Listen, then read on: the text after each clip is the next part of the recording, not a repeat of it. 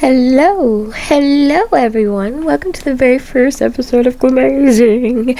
I'm your host Lala, and I'm absolutely thrilled to have you join me today for this exciting journey. And I want to say I started Glamazing because I believe in the power of our conversations and stories that we will be sharing on this podcast. And this podcast is all about creating a safe and supportive space for women to connect, share, and learn from one another. So let's get into it, shall we? So to kick things off, let me introduce myself. I'm Lala. I'm a firm believer in the strength of our collective voices. The idea for this episode came from countless conversations I've had with incredible women from all walks of my life. In today's episode, we're going to discuss a topic that's near and dear to many and all of us: navigating female friendships.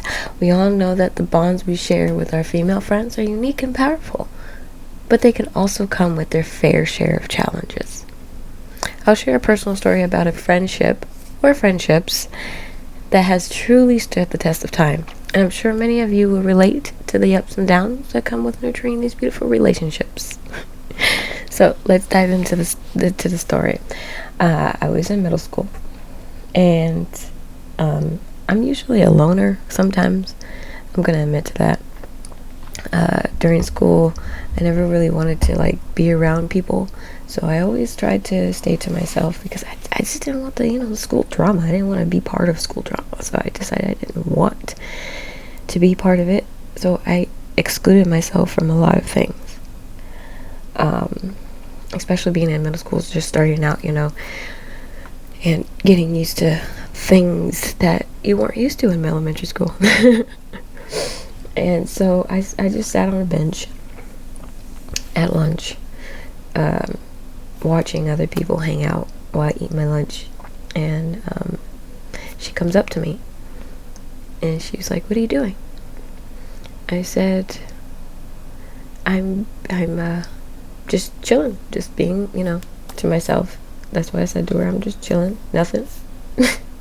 She was like, "Okay, well, you're gonna come with me now," or was it, "Oh, we're gonna have lunch together now," or something of that nature. She might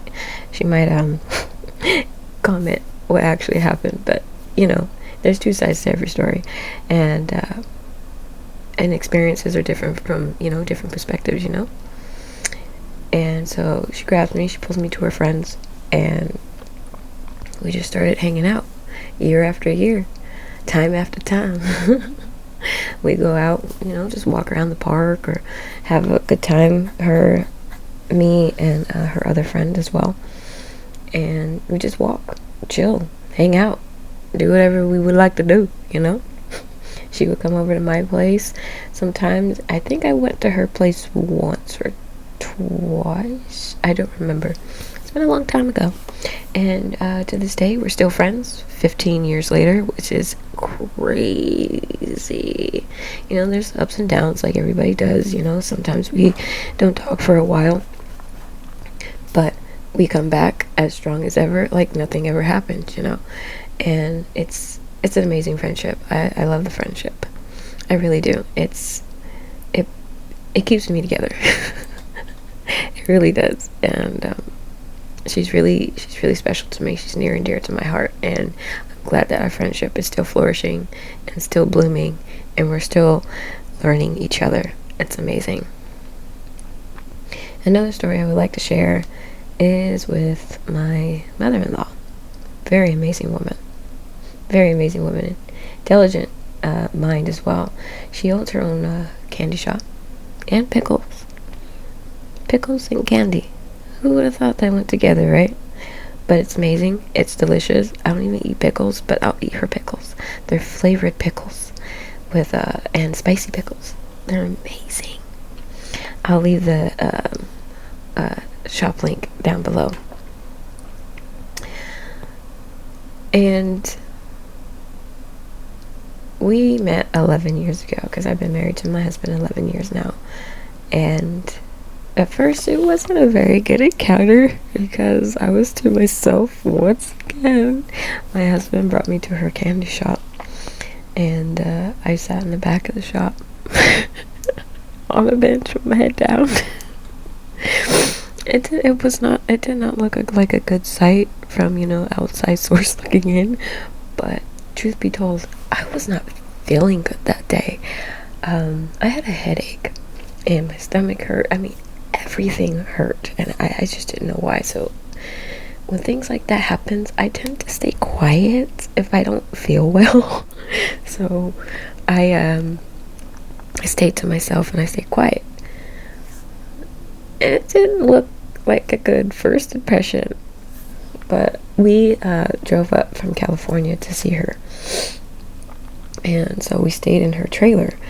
She has this little cute trailer, pink trailer, and it's so adorable. It was comfortable to sleep in too. So we slept in that, and it was a good time, because once everything started, I started warming up. I started talking more, started hanging out with her and stuff like that. And that's the time I found out I was pregnant with my little one. And then we drove home, and then I think a year or two, no, after our little one was born, and then when he turned a year, we moved back to New Mexico. And that's when things started flourishing into a relationship. She came over to my place and had dinner sometimes, or I would go to her place and have dinner with her and just hang out, and then I'll go to her shop and hang out with her there, try to help her around there. But that didn't last long, because we didn't really know each other, so it was a little iffy situation. But then we moved back to Cali. I think it was 6 months in. It's like, no, we can't do this. We moved back. And so then years later, we moved back to New Mexico to help her. And that's when our relationship really, really, really, really turned into like, okay, we're gonna do this. It's stuck. We're done. Yeah, this is our friendship, and we're sticking to it. So I started working in her shop. I didn't really click with this other lady, and she knew it. She put my butt in check, and I really, really appreciated that, because why would I do something in a workplace that isn't, right? So I fixed my funky attitude, and things went on.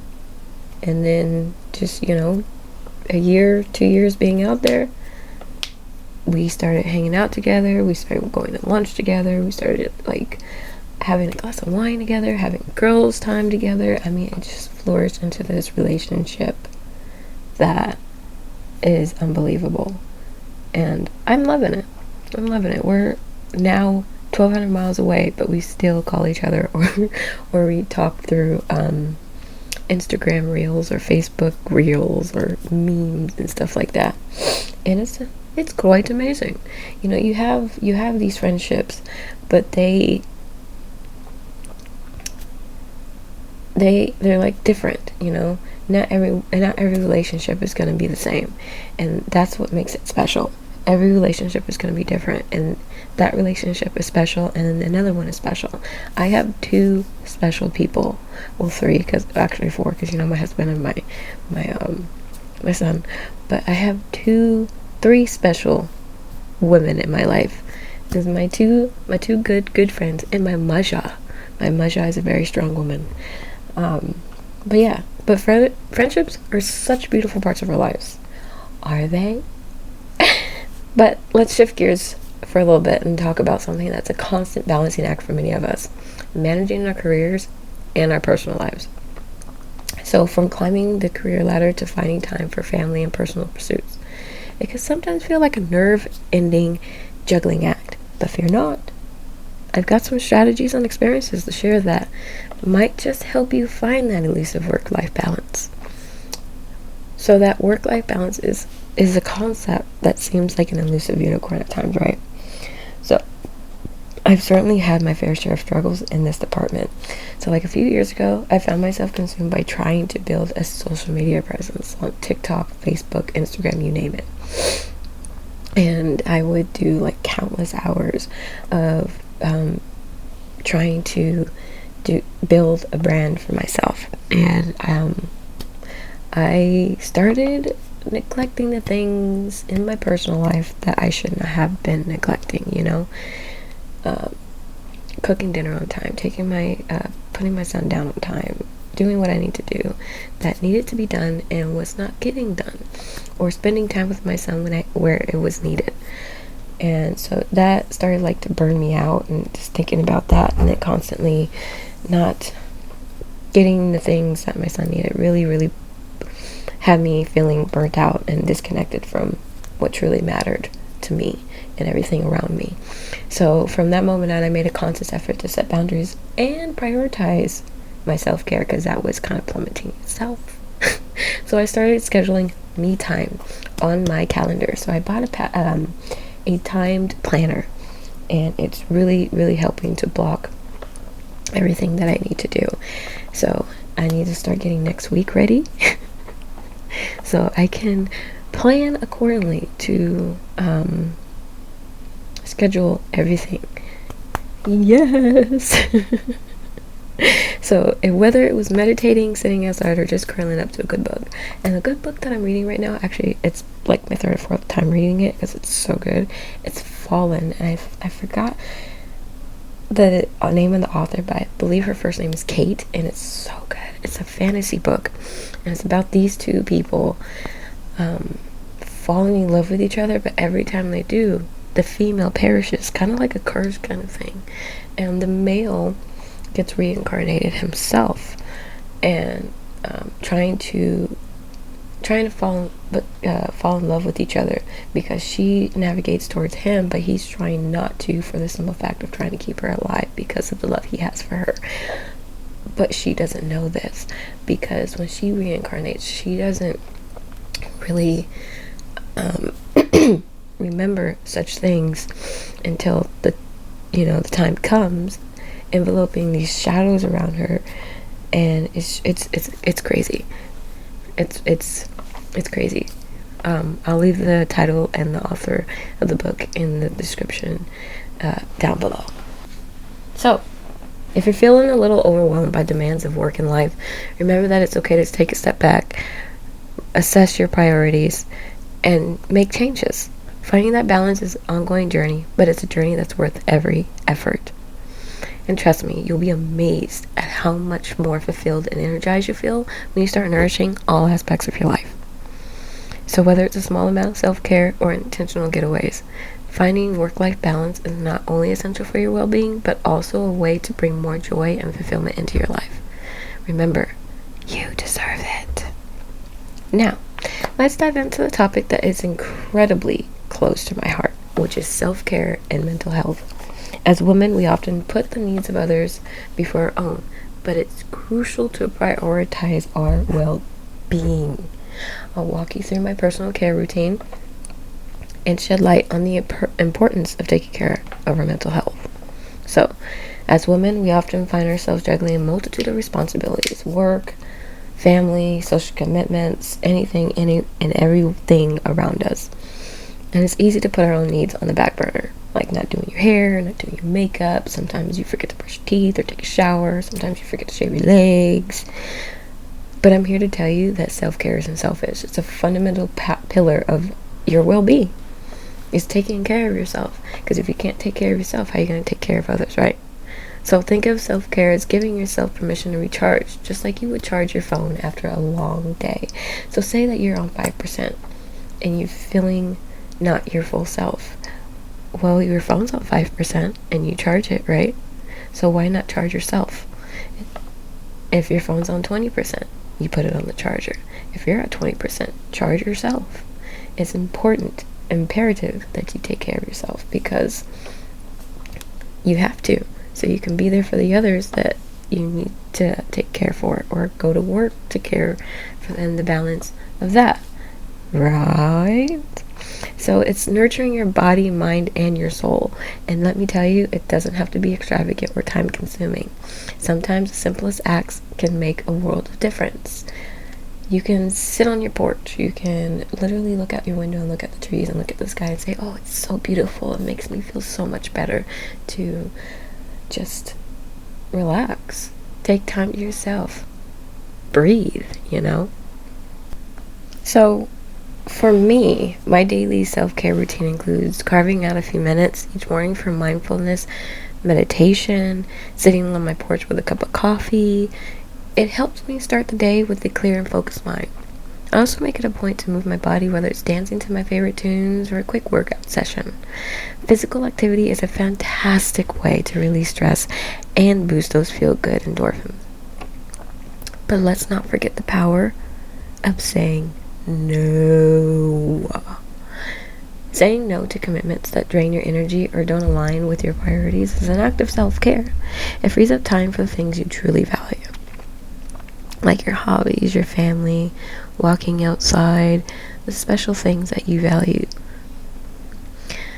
Now let's talk about mental health. It's an integral part of our overall well-being, right? So yet it's often stigmatized or brushed aside. So somebody says, oh, I'm taking a mental health day because my anxiety or my panic attack is coming in. Well, somebody's going to say, well, can't you just mind over matter, use that phrase and just push through? I think you'll be okay. That's what I mean by being brushed aside or put to the back burner, stigmatized, Remember, seeking support for your mental health is a sign of strength, not weakness. Just as you would visit a doctor for your physical ailment, seeking professional help for your mental health is just as important. So whether it's practicing mindfulness, engaging in a creative hobby, seeking therapy, or simply taking a break when you need it, remember that prioritizing self-care and mental health isn't just a luxury. It's a necessity. It's about giving yourself the love and care you deserve so you can show up as your best self in all areas of your life.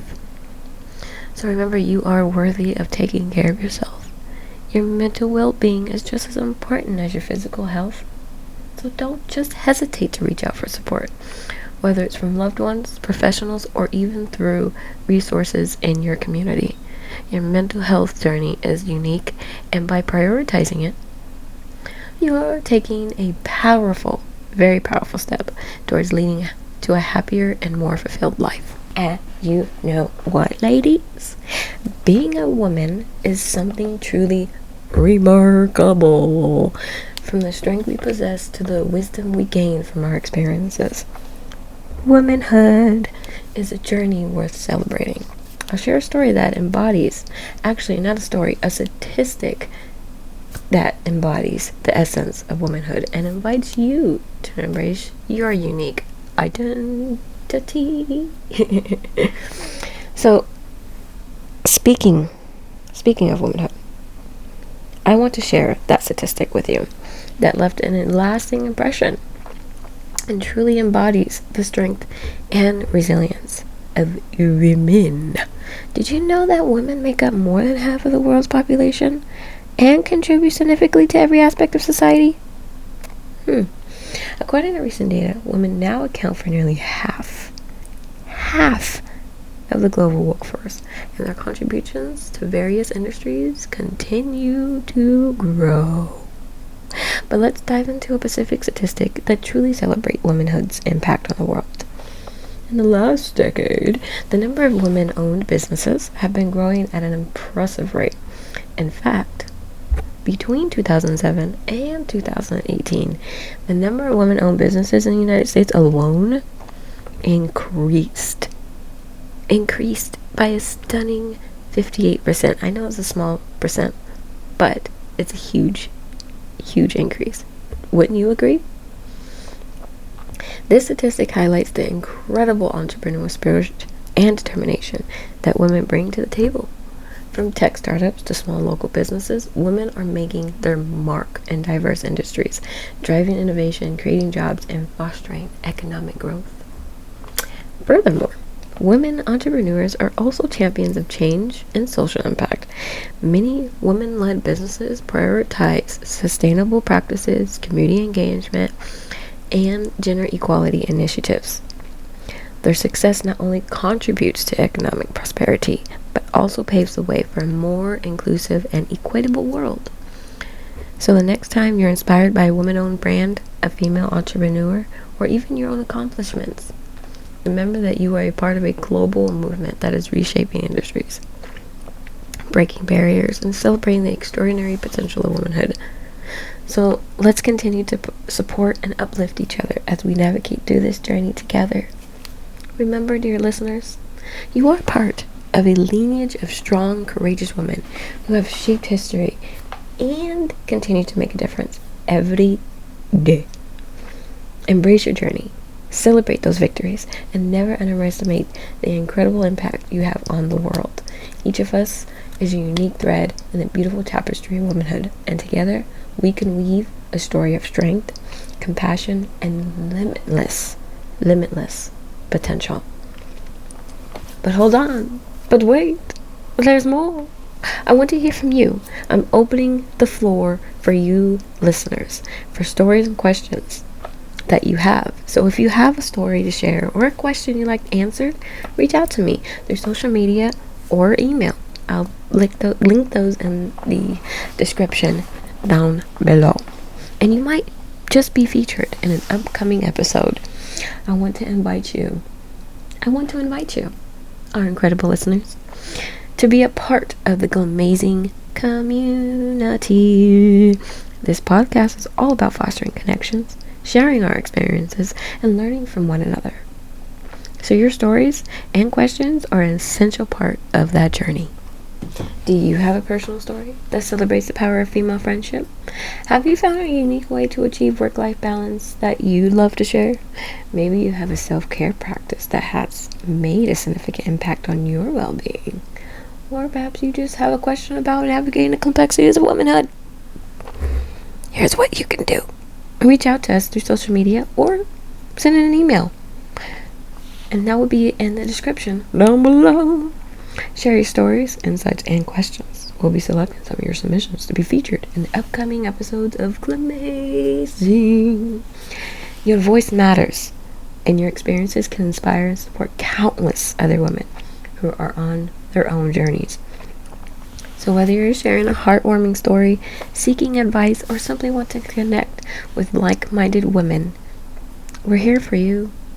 So let's create a space where our collective voices amplify, uplift, and empower one another. So thank you for tuning in to this very first episode of Glamazing. Just don't forget to subscribe, rate, and review the podcast to stay updated and help us reach even more amazing women out there. Until next time, keep shining, keep sharing, and keep embracing the incredible journey of being a womanhood. But before we go, as we wrap up this inaugural episode of Glamazing, I want to thank you for joining me on this journey.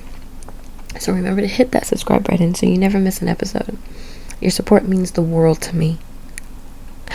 Before we go, here's a little homework for you. Take a moment today to celebrate yourself and the incredible woman in your life. Until next time, keep shining, keep striving, and keep embracing that beautiful and beauty of being a woman.